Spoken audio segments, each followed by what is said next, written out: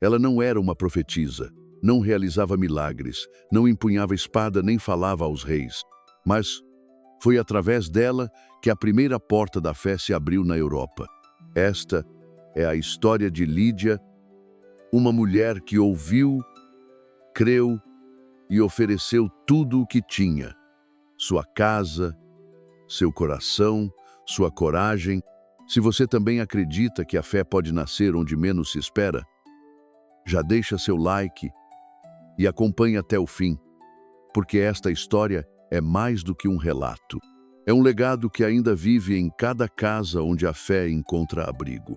Na cidade de Tiatira, onde as ruas se enchiam do perfume dos mercados e do barulho das moedas caindo nas mãos dos mercadores, havia uma mulher diferente. Seu nome era Lídia. Dona de olhos atentos e voz firme, ela era conhecida como Senhora da Púrpura, porque comercializava o tecido mais raro e valioso de sua época.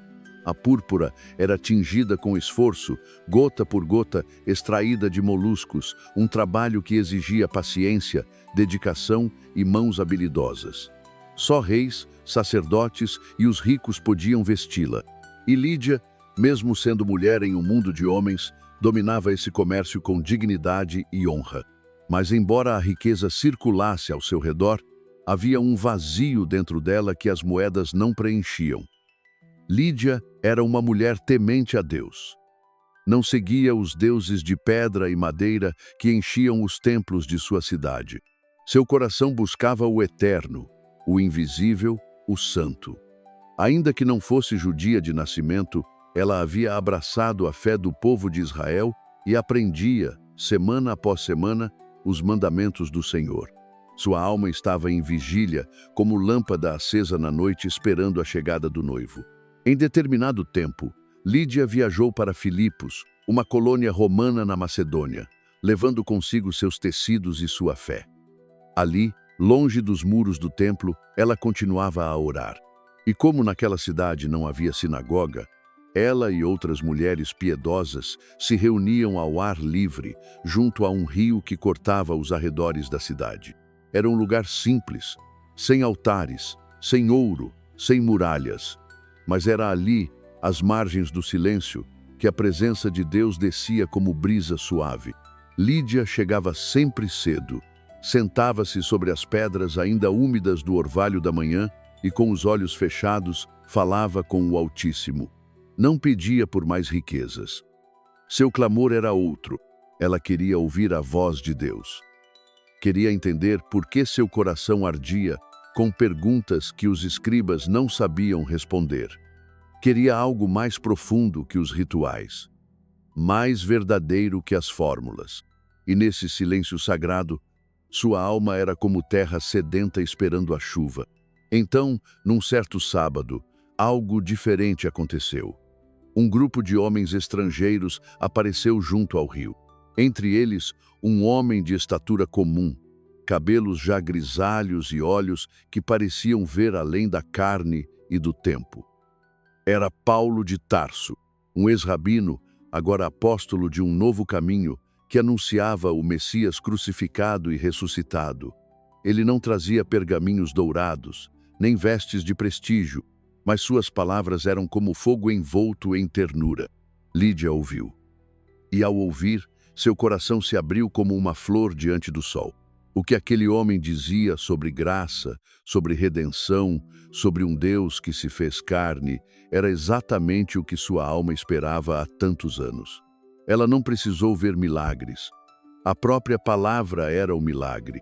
As escrituras antigas ganhavam vida nos lábios de Paulo. Tudo fazia sentido.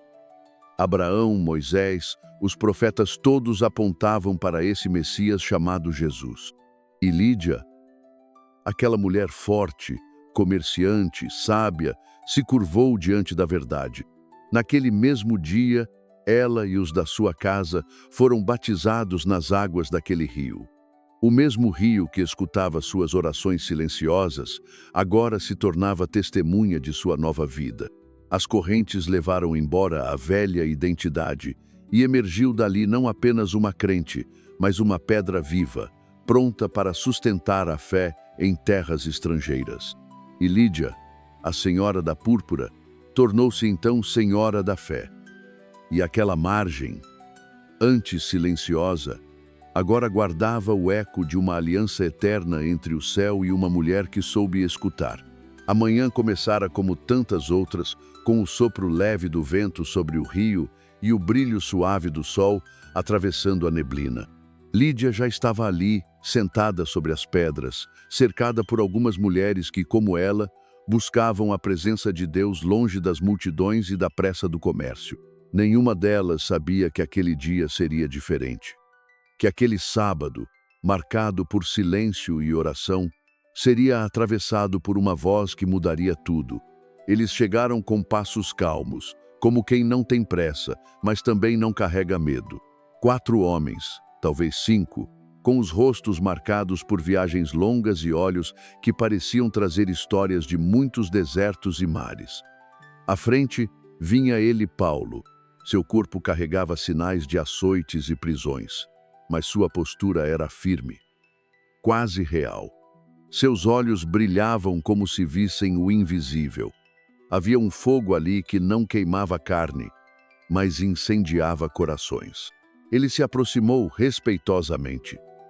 Não se impôs, não gritou, não prometeu prosperidade. Apenas sentou-se e começou a falar. Mas não era um discurso comum. Suas palavras vinham como lâmina e bálsamo ao mesmo tempo. Ele não trazia novidades comerciais, nem sabedoria filosófica como os gregos. Ele trazia um nome, Yeshua, Jesus, o Nazareno, o crucificado, o ressuscitado, o Cordeiro que tira o pecado do mundo. Lídia ouviu com o coração apertado, como quem reencontra uma música esquecida da infância. Cada frase de Paulo parecia tocar em feridas antigas e trazer cura. Era como se o Deus que ela buscava em silêncio tivesse, enfim, enviado sua resposta. O Messias que os profetas anunciaram, aquele que viria libertar, já havia vindo. Ele andara entre os homens, chorara com os aflitos, perdoara os pecadores, morrera pelos injustos e vencera a morte. E então, Paulo falou de algo ainda mais profundo, que esse Cristo não fazia distinção entre homem e mulher, entre judeu e grego, entre livre e escravo. O evangelho era para todos, inclusive para ela, uma mulher estrangeira, comerciante, sem linhagem sacerdotal. Diante disso, Lídia não resistiu. Ela não pediu provas, não exigiu sinais. Sua alma já estava rendida. Não ao apóstolo, mas à palavra viva que ele proclamava. Ali mesmo, junto ao rio, ela se levantou, não com alarde, mas com decisão. Declarou sua fé e pediu o batismo. A água que escorria entre pedras agora lavaria sua história. Paulo a levou com ternura ao centro do rio, enquanto os outros irmãos oravam. E então, sob o céu de Filipos, Lídia mergulhou nas águas e emergiu como nova criatura. A velha comerciante de púrpura havia morrido ali. Em seu lugar, nascera uma filha do Altíssimo, mas não terminou ali. Sua fé não foi apenas um sentimento. Foi um gesto, um compromisso. Ao sair das águas, ela olhou para Paulo e os outros e disse com firmeza: Se julgais que sou fiel ao Senhor, entrai em minha casa e ficai ali. Aquela mulher, que dominava os negócios, agora oferecia seu lar como semente da igreja. Seu teto, suas paredes, sua mesa, tudo consagrado para o reino. Paulo aceitou. E assim, pela primeira vez em solo europeu, uma casa se transformava em igreja. Não havia púlpito, nem vitrais, nem colunas douradas. Mas havia fé, havia palavra, havia comunhão. O cheiro dos tecidos misturava-se ao aroma do pão e da oração. Lídia, que um dia vendeu púrpura para reis terrenos, agora servia ao Rei Eterno. Sua casa se tornou refúgio para os cansados, escola para os discípulos, santuário para os fiéis. Lá, crianças ouviam histórias de um Deus que andava entre os homens. Lá, estrangeiros aprendiam sobre graça. Lá, Os apóstolos descansavam, escreviam, oravam, sonhavam. E tudo começou com uma mulher que ouviu e disse sim, mas abrir a casa era apenas o início. Lídia sabia que a fé não era isenta de dor. Ela sabia que os ventos contrários viriam, que crer em Cristo era também carregar a cruz. Ainda assim, ela escolheu. E porque escolheu, a Europa jamais foi a mesma.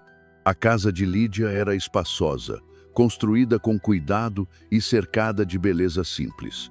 Os tecidos de púrpura pendiam das janelas como bandeiras do tempo antigo.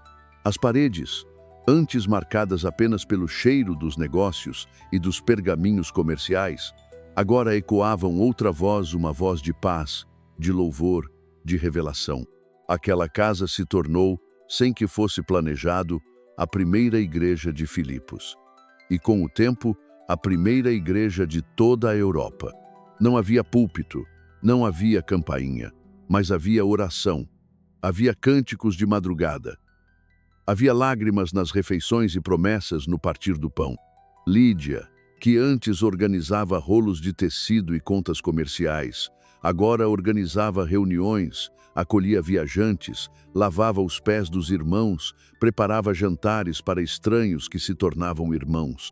Paulo permaneceu ali por dias, e cada dia era como se uma chama se espalhasse pelos cômodos. Pessoas vinham, silenciosas, atraídas por algo que não sabiam nomear. Curiosos, romanos inquietos, mulheres gregas, escravos, soldados de guarda baixa, todos vinham ouvir a palavra. E ali, entre os pratos e os perfumes da púrpura, a igreja nascia sem fachada, mas cheia da glória. Lídia não era apenas anfitriã, ela era coluna. Sua fé inspirava, sua presença sustentava. Enquanto alguns ainda temiam falar o nome de Jesus, ela o pronunciava com doçura e firmeza. Quando os apóstolos hesitavam entre ficar ou partir, ela estendia a mão com pão fresco e palavras de ânimo. Não pregava nas praças, mas sustentava aqueles que o faziam. Não evangelizava multidões, mas evangelizava com seu gesto de abrir as portas. E não demorou para que a resistência surgisse, porque toda luz incomoda as trevas. Um dia, enquanto caminhavam pelas ruas, Paulo e Silas expulsaram um espírito de adivinhação de uma jovem escravizada. O gesto, justo aos olhos de Deus, enfureceu os donos da menina. Eles perderam lucro, e onde o lucro é rei, a justiça é inimiga. Paulo e Silas foram arrastados até os magistrados da cidade. Acusados, açoitados, humilhados, presos como criminosos, jogados no fundo de uma cela úmida, com os pés presos no tronco. A notícia se espalhou rapidamente e chegou até Lídia. Ela tremeu, não de medo, mas de compaixão. A casa que um dia fora silenciosa, agora era tomada pelo choro.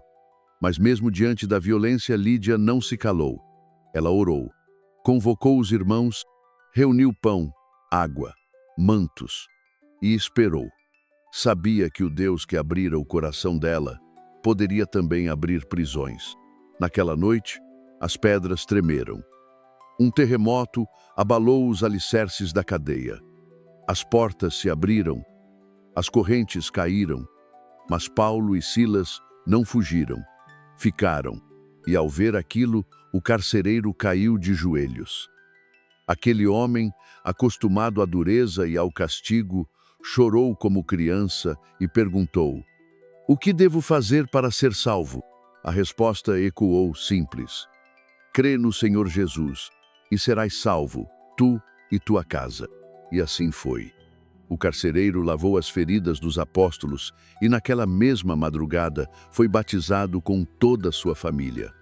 Mais uma casa se tornava igreja, mais uma alma era lavada, mais uma faísca acendia a chama da fé. E pela manhã, os magistrados, envergonhados ao saberem que haviam açoitado cidadãos romanos sem julgamento, ordenaram a libertação. Paulo não foi embora em silêncio. Ele foi, com Silas, direto à casa de Lídia. E lá estavam todos: os irmãos, o carcereiro, sua esposa, os filhos, os servos, os viajantes. Lídia abriu as portas como antes. Mas desta vez, sua casa não era apenas abrigo. Era altar. Era lugar de restauração. Ela olhou para Paulo, com os olhos cansados, mas firmes. Não precisava de palavras. Seu gesto era fé encarnada. Sua coragem era a resposta a toda perseguição. Ela sabia que a igreja era feita de pedras vivas e que a primeira delas em Filipos havia sido colocada ali no seu coração. Naqueles dias, o nome de Lídia começou a ser murmurado entre os irmãos com reverência e surpresa. Não era comum que uma mulher ocupasse tanto espaço entre os discípulos. Os homens pregavam nas praças, enfrentavam tribunais, escreviam cartas, viajavam por mar e terra. As mulheres, em geral, ficavam nas sombras orando, servindo, cuidando, mas com Lídia era diferente. Ela não reivindicava autoridade, mas sua presença, sua constância e sua generosidade falavam com um poder que não precisava de púlpito. Era impossível ignorá-la. Ela era uma mulher que decidia com firmeza e orava com mansidão. Sabia conduzir um debate comercial com os romanos e, ao mesmo tempo, sabia escutar o choro de uma escrava recém-liberta. Quando falava, havia peso. Quando se calava, havia paz. Paulo, Silas e os demais apóstolos encontravam nela não uma discípula comum, mas uma irmã em quem podiam confiar. Sua casa era mais do que abrigo, era ponto de encontro, escola de discipulado, esconderijo em tempos de perseguição. Alguns, especialmente entre os novos convertidos, estranhavam aquela liderança silenciosa. Havia quem dissesse: mas ela não é uma mulher. Outros, de mente mais fechada, murmuravam: não deveríamos estar ensinando, não elas. Mas a vida de Lídia os desarmava. Ela não precisava se defender. Sua fidelidade falava por ela. Era impossível negar que Deus havia escolhido usar aquela mulher como coluna em Filipos. E sem saber, Lídia inspirava outras. Jovens gregas que a admiravam.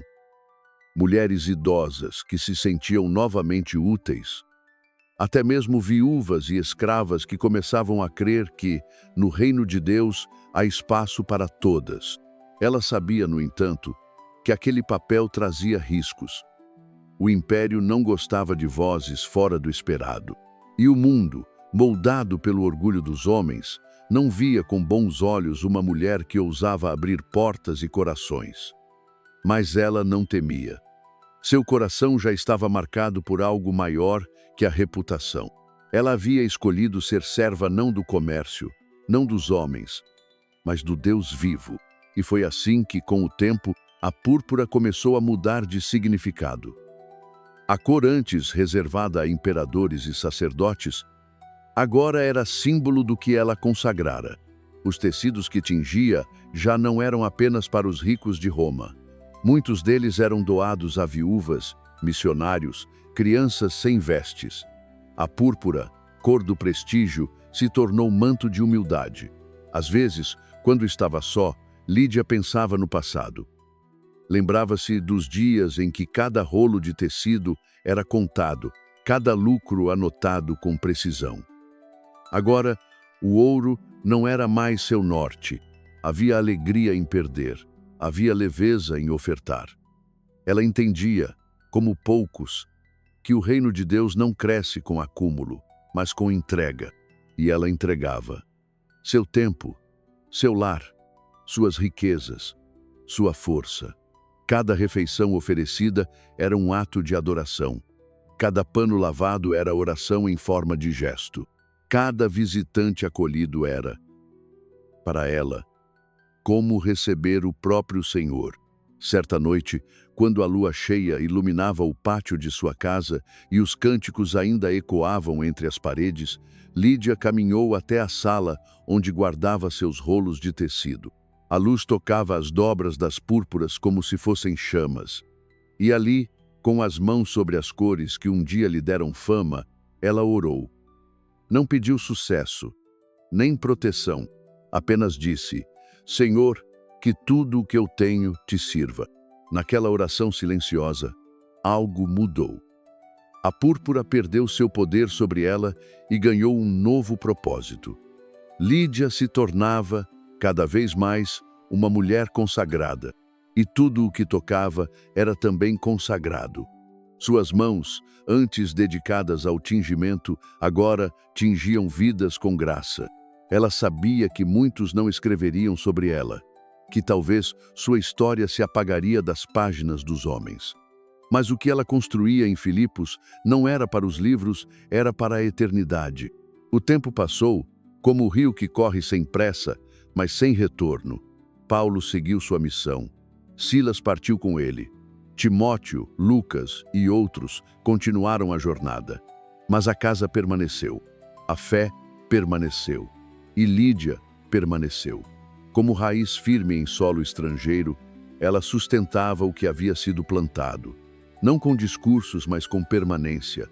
Não com fama, mas com fidelidade. Daquela casa saíam vozes novas. Jovens que haviam ouvido o evangelho ao pé da mesa de Lídia, agora anunciavam a palavra nas ruas de Filipos. Mulheres que antes tinham medo de falar, agora lideravam orações e cuidavam de outras. Escravos que haviam lavado os pés dos apóstolos, agora lavavam os pés uns dos outros com alegria. A fé se multiplicava, não em grandes templos, mas em lares abertos. E tudo começara com uma mulher que ousou abrir sua porta. Lídia já não era jovem. Os cabelos traziam fios brancos e as mãos marcas de tempo e trabalho. Mas seus olhos ardiam como no primeiro dia à beira do rio. Não havia cansaço na alma.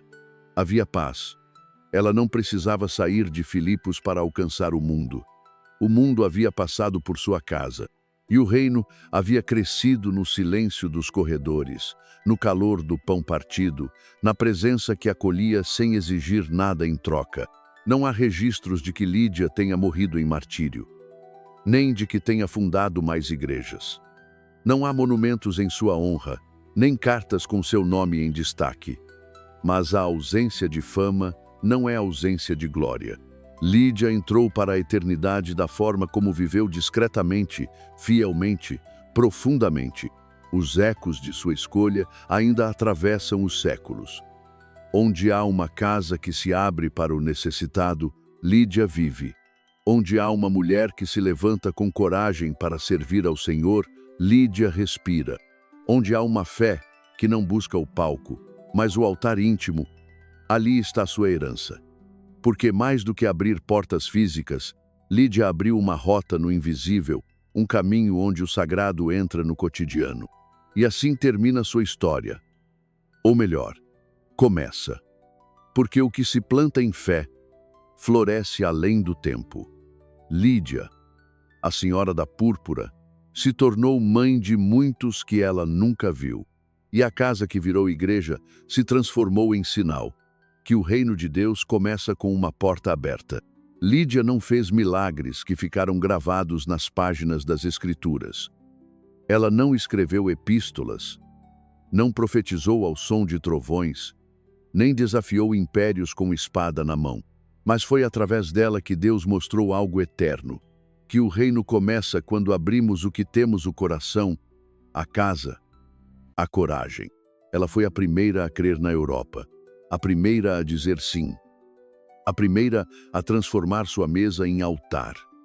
E talvez por isso a história dela não precise de muitas palavras, porque o gesto dela continua falando. Em cada lar onde a fé entra sem formalidade, em cada mulher que decide servir com inteireza, em cada pessoa que entende que não é preciso título para ser coluna.